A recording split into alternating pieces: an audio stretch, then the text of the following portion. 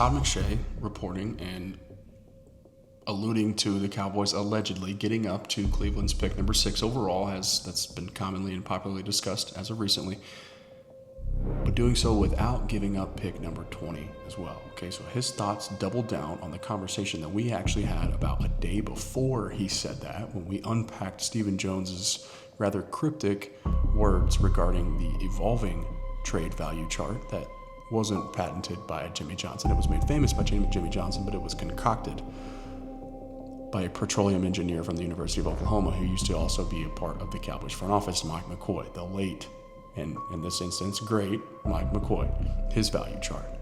Stephen, oddly cryptic and specific on that front, which led us to the conclusion of some of the things that we discussed that we're going to unpack in the show. But I realized that I forgot to explain before I hit end why it makes sense for Cleveland to value 2027 capital more so than this year's capital. And it's because of the quarterback class that's coming.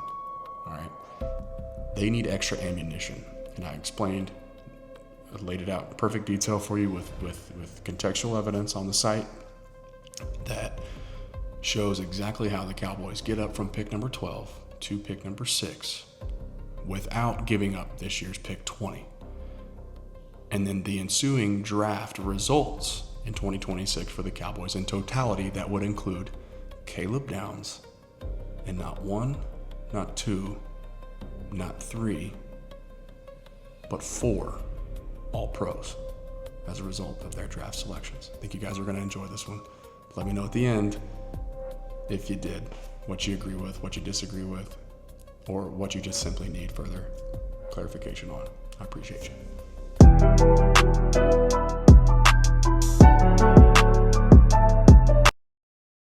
All right, we're live. We got a fun little draft philosophy exercise today that I'm going to walk you guys through.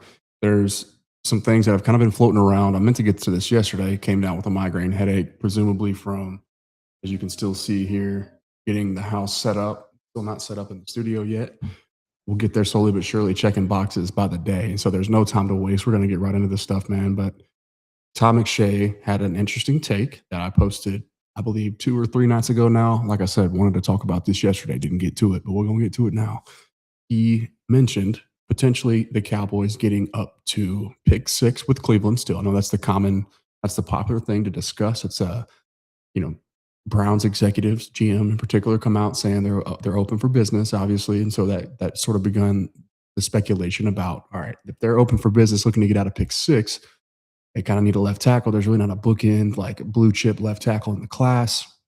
Taking one at 6 is probably a reach or an overpay because no trusted source has any tackle right now inside the top 10, really. Spencer Fano sometimes is right there around 7 or 8. Francis Malienoa right there, sometimes right there around 7 or 8, but it's not unanimous at all. All right. And so the point is that the player that the Browns presumably at left tackle would likely want to select at 6 could very easily, just as easily do the same thing. Or even if there's 2 guys that they like, the chances of them getting, say, one of those 2 tackles at 12 or one of the 3 tackles that they like at 12, they're going to have a chance to get one of the top 2 or 3 guys, the point being. All right. And so they can do that at 12, potentially even at 20 if they get lucky. So it makes more sense if they can add some more value and technically jump up 19 spots with a higher pick that they feel is, because there's not, so, okay, draft philosophy 101, right? Cowboys need bookend, ready-made, time to go right now players, okay? They're not looking for redshirt guys. That's why Keldrick Falk, I believe, is, despite a lot of the discussion right now across the mainstream media streets and people that are reputable with very plugged-in sources, like we talked about a couple of days ago, Peter Schrager mentioning Keldrick Falk firmly in the mix. I mean, he and I had an interaction and exchange on Twitter. I'm like, dude, look, Peter Schrager don't miss. One of the more trusted individuals for good reason, because he's a likable guy. He's a respectful guy. He's smart. People trust him. He has sources. He's very accurate with the pre-draft information that he gives out.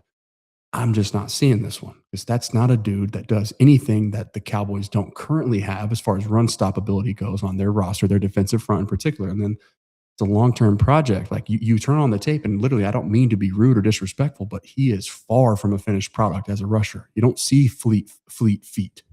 You don't see a nuanced bag. He himself, Keldrick Falk, that is, admitted in his own right, long arms about the only thing I got right now.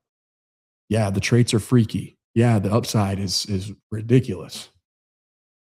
But and we know now as well, like my first thoughts on Keldrick Falk were posted and it was, hey, what's the character like? I don't know. I got to do more research. I've since been educated in that regard. I know how respected he is inside the Auburn facility. And it's transcended even that by this point. I know how much he loves football. I know what type of guy he is now because I've done the extra due diligence. But still, for me, even while he might check the character box with flying colors, there's other guys like, say, for instance, Caleb Downs or even Sonny Styles, if that's your cup of tea, that check the character box as highly as he does, but also are ready-made, ready to go right now. And I think Caleb Downs is the one guy that I would absolutely like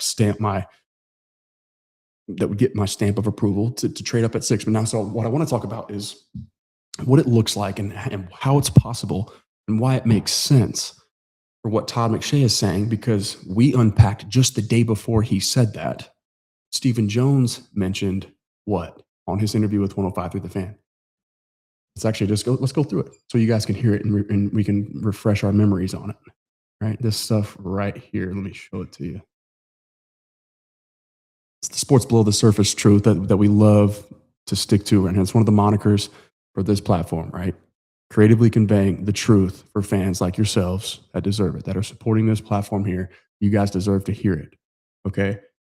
We always like to see ourselves as the bridge between the everyday diehard fan and mainstream media that sometimes, oftentimes, I would even argue, doesn't have your best interest at heart when it comes to conveying the truth to you, delivering accurate information, objective takes and feedback, studying the film, going through, spending $1,500 to educate yourself further in a validated, like a crash course on salary cap alongside Joel Corey. That starts on Tuesday, and I can't wait for that. But that's what we do around here. All right. So make sure you hit the like button for us, continue supporting this platform, and we'll continue going above and beyond for you and on behalf of you. So Stephen Jones. And you know what? For some reason, my share screen button isn't popping up. Let me try to troubleshoot this here for a second. Hit the refresh button. Give me 5 seconds.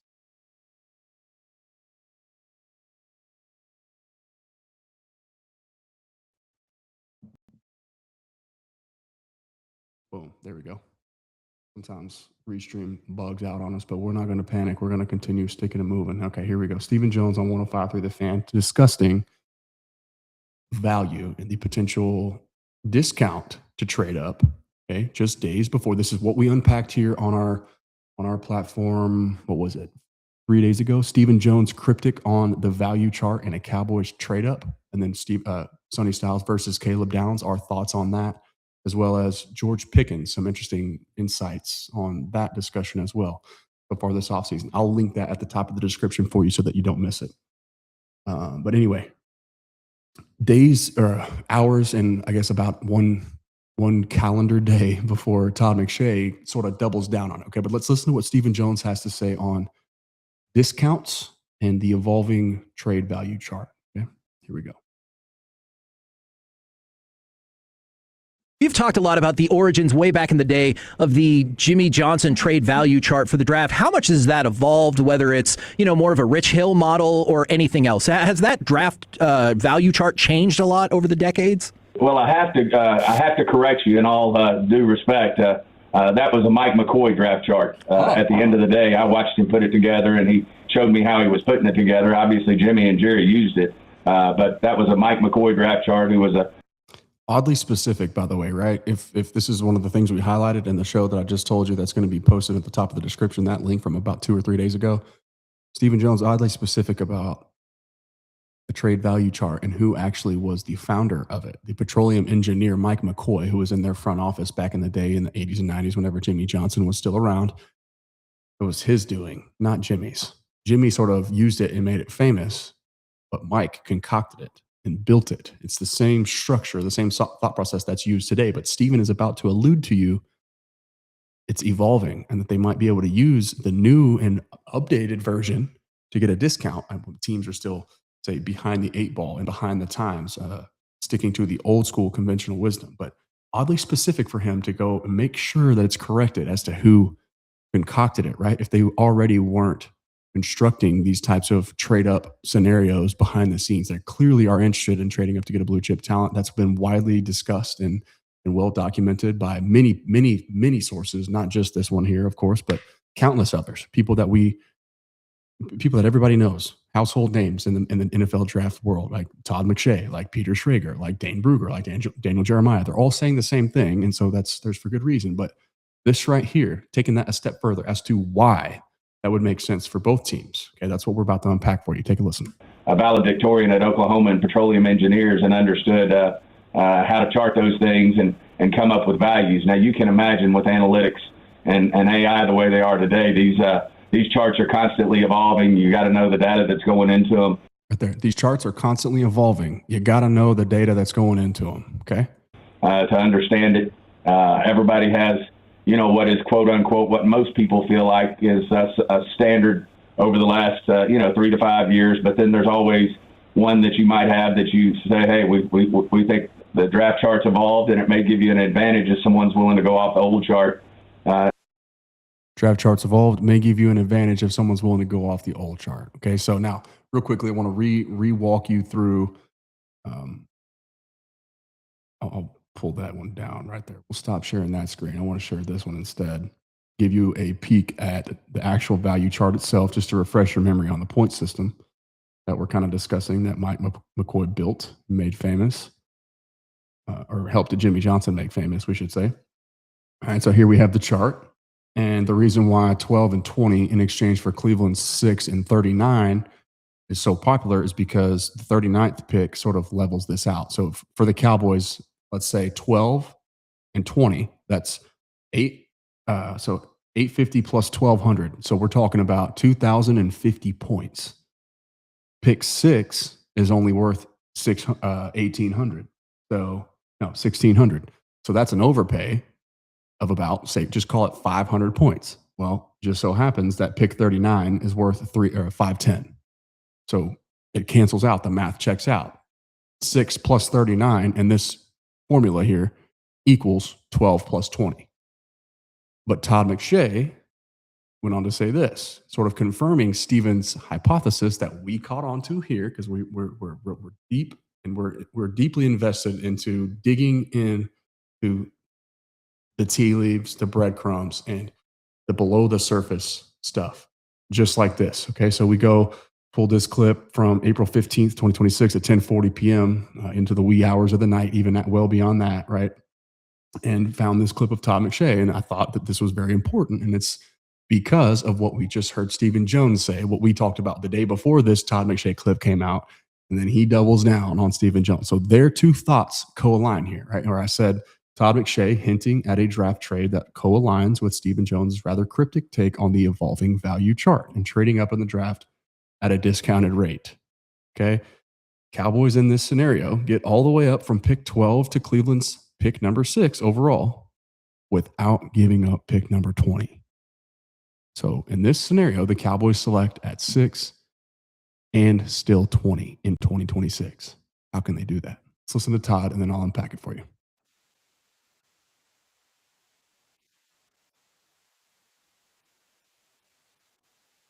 Lurking, but they'd like to move up to 6.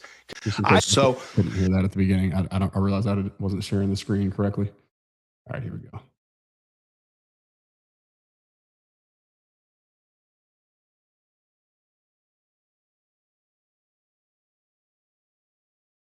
So I think Cleveland wants to get out of six. I know Arizona wants to get out of 3 the same. And I know Dallas is the team lurking, but they'd like to move up to 6 because it may not require that pick 20 where they could sit back and take a Keldrick Falk from Auburn, which there's a lot of links there, and get your. So we already talked about why it makes sense for the Browns to want to move out. We already talked about why Keldrick Falk probably doesn't make sense. The one other thing that I have yet to cover is why I'm only in on trading up to 6 and to a certain point with a certain amount of compensation. And there's a very specific reason for that. And I'll try to keep it short and sweet for you. It's because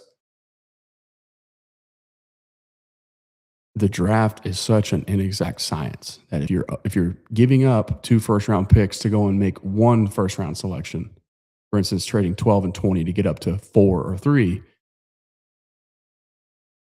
you're overvaluing your ability to assess what we can't fully and functionally measure, which is between the ears, right? The way that a guy processes football and how much he loves it inside his chest, right? That's what we know to be true about Caleb Downs. That's why I'm in on it. We know that's also true about Sonny Styles, but he's still a relative spring chicken, which is why Caleb, for me, why I've maintained this idea, Caleb over Sonny. If I'm the Cowboys and I'm trading up, it's after the safety, not the linebacker. All right. Edge rusher at 20 if you move up and get a Sonny Styles at number 6, or maybe even a Caleb Downs at number 6. There you go.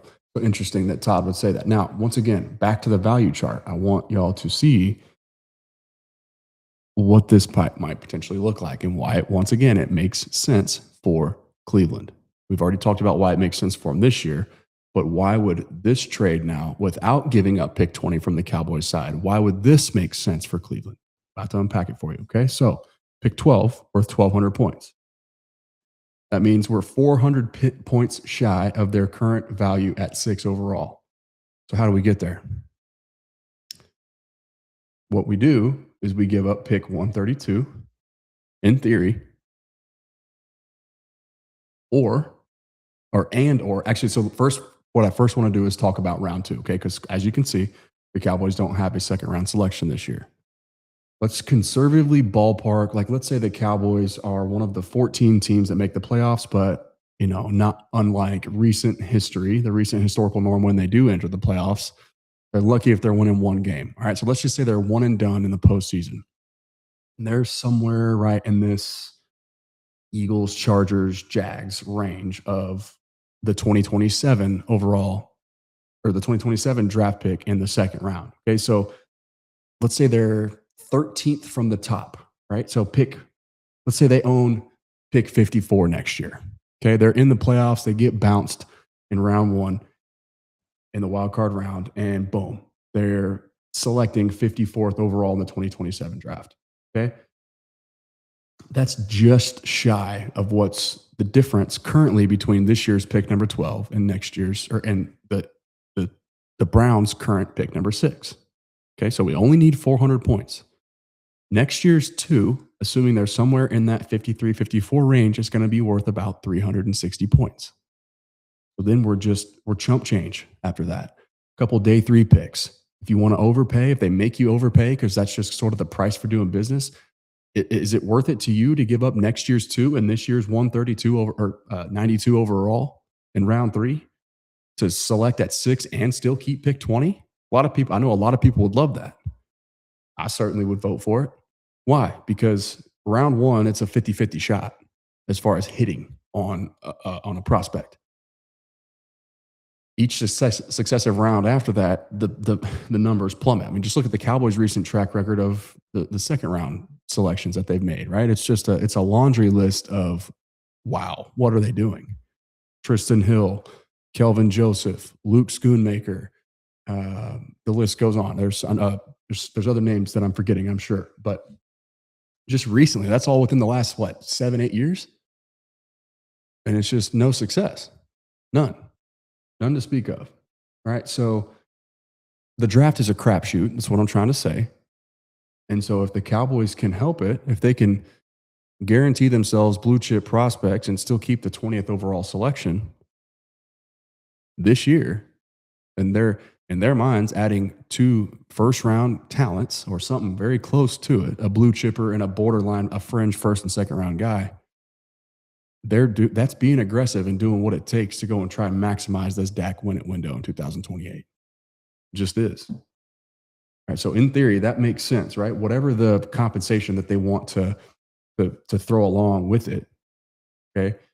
Like this year, so this year's 4th round pick, 112 overall, is worth 70 points. And then also this year's one of the 5ths that they currently own, pick 152 is worth 30. That's 100 points right there. Okay, so next year's 2 and then this year's 4th and 5th, that gets you there. So once again, 54th overall in 2027, let's say. It's a similar valuation right there, within a couple points at best, or at worst. Okay, they're 360. All they need is 40 points to make up that difference, but the difference between pick 6 and pick 12. Okay, 12 ain't enough by itself, so they give up next year's 2. That's, say, call it 370 points right there. And then this year's 4th and 5th. There's you another 100. So boom, now you're right there. You're 40 points overpaid. You give up pick 12, next year's 2, and then this year's 112 and 152 overall. You get 6, you keep 20, and you still select at 92. And you flip that to the Miami Dolphins, and boom, now you got Jordyn Brooks. A little bit of outside the box thinking can really, really change the trajectory of this team. And maybe, who knows, maybe the Cowboys get to keep 20. Maybe that turns into Maxx Crosby. Now you're talking about Caleb Downs at 6, Maxx Crosby at 20, and Jordyn Brooks at pick 92. Do you realize what that would mean? That would mean that this year, the Cowboys' 2026 selections, round 1, they have selected Caleb Downs. Just in theory, okay, whoever they take with that pick, let's call it Caleb. He's my favorite prospect, of the top guy that I'm willing to go up and get. So in this scenario, they get up to 6. That's the dude for me. Caleb Downs at 6 overall. Maxx Crosby at 20 overall. What pick do the Jets own? That would have been the Cowboys. 44th overall, they selected Quinnen Williams. So 20th overall. Let's start over. Pick 12 overall. Or excuse me. Hold on. All right, yeah, get him the hell out of here, will you, please? Let me take a lap. Get him out of here. Throw him out. Doofus is getting too excited over here. He can't even speak straight. All right. The 6th overall pick, the Dallas Cowboys select the godfather of defensive back football, one of the greatest coaches, if not the greatest coaches of all time, who gave Caleb Downs his stamp of approval as a true freshman in an NFL factory. The Cowboys get a difference maker for Christian Parker in the secondary, a do-it-all quarterback type of unicorn that can play some linebacker for you, that can play like nickel backer, center field, coming off the edge as a blitzer, handling a lot of the communication. Matt Patricia's own words, one of the smartest guys in the room the second he walks into the building, wherever he goes, and even smarter than some coaches.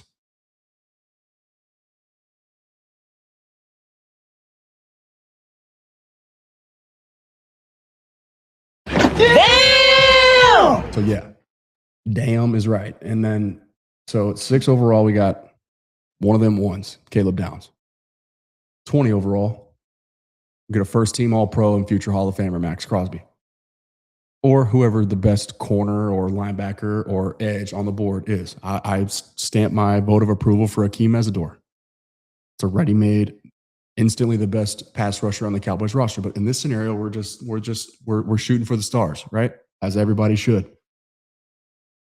20th overall, we're selecting a first round, or with our second first round draft pick, a first team All-Pro and future Hall of Famer, Maxx Crosby.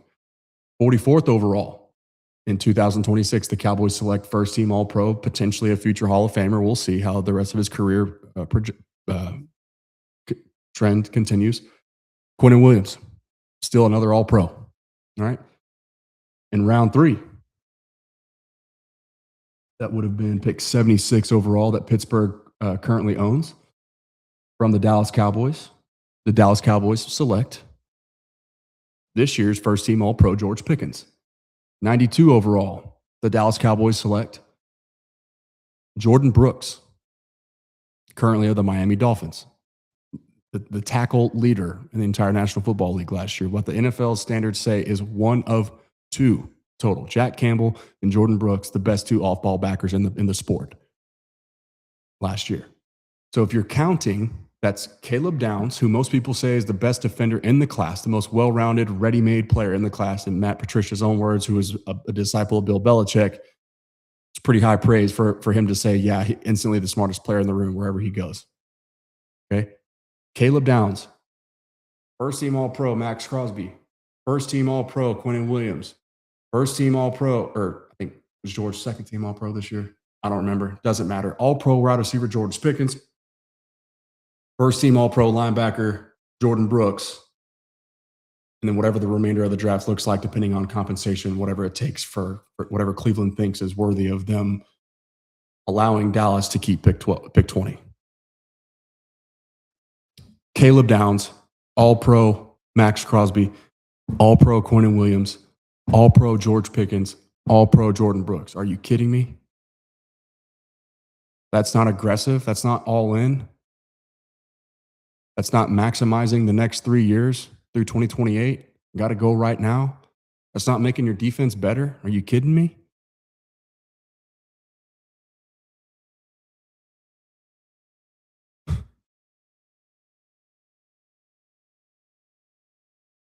We're having some fun here, but it's not like this isn't realistic. I've unpacked for you guys many times like the logic behind why Maxx Crosby should still be on the board and on the table. 4 days after the Cowboys are right there closing in on securing his services, right up there at the top of the best offers in the entire league. 4 days later, just because he gets a bad report or a fabricated false report from the Ravens team, all of a sudden now he's just happy-go-lucky singing Kumbaya with the team that he couldn't stand and couldn't wait to get out of that city. And now all of a sudden the Cowboys, who are the highest bidder before the Ravens swooped in and offered 2 first-round draft picks, now all of a sudden the Cowboys are out too. We already know from the Miami Herald that the Cowboys have called about Jordyn Brooks. We also already know that they're kind of waiting to see what happens between picks 1 and 5 before they make the decision to go and trade up. Everybody's telling you that they're thinking about it. The deal's probably already done so long as Caleb Downs is still on the board at that point. Guaranteed. All these things add up. Why do we know?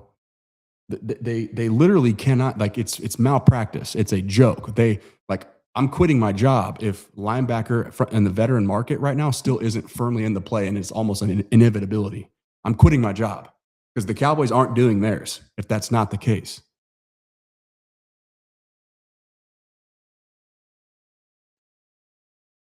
It's DeMarvion Overshown. It's a 4th-round, second-year player, Shamar James, and then it's a second-year undrafted free agent in that room. So it's significant question marks with health, and it's you're probably not going to pan out, and then you're probably not going to pan out. Let's call it like it is. So to not have this contingency plan already in place, just because we don't know about it, doesn't mean that it hasn't happened yet. Doesn't mean that I'm not shaking hands behind the scenes. Right? I don't need to ramble on anymore. Hopefully you guys get the point, but fun exercise, lots of fun to consider at the very least, right? I mean, they know what they're up against as far as time is concerned. They know how urgent they have to be as far as their defense is concerned. Who is not interested in adding pick number 6, keeping Maxx Crosby, and going to get Jordyn Brooks or just one of the two, right? Let's say they want to make a selection at 20. There's a guy they can't pass up, they can't say no to. Okay, but even still, there's still a first-team All-Pro in the works on the back end of this thing, where you get 6, keep 20, and then you have 92 to go and do whatever you want with. Most likely for a veteran linebacker. I'm thinking out loud and this sounds crazy. And yes, now a bunch of you are probably asking, how can they afford to pay all these guys? The answer is nuanced. But as I've already told you guys many times before, this booklet right here, what this is going to confirm to you once I am officially official as far as like credentialed and being able to speak more or less professionally on this topic. The salary cap is a myth. Or cap hell, the salary cap preventing you from doing what you think needs to be done to go and win and maximize the window between now and 2028 is a myth.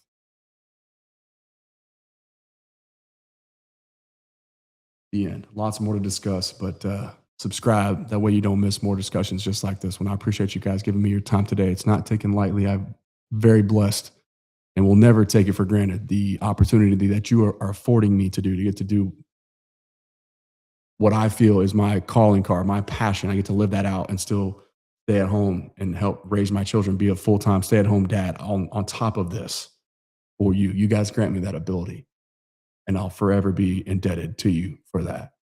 All right, that's it for today. Remember that prayer changes things and the war is already won. I'll talk to you guys on the next.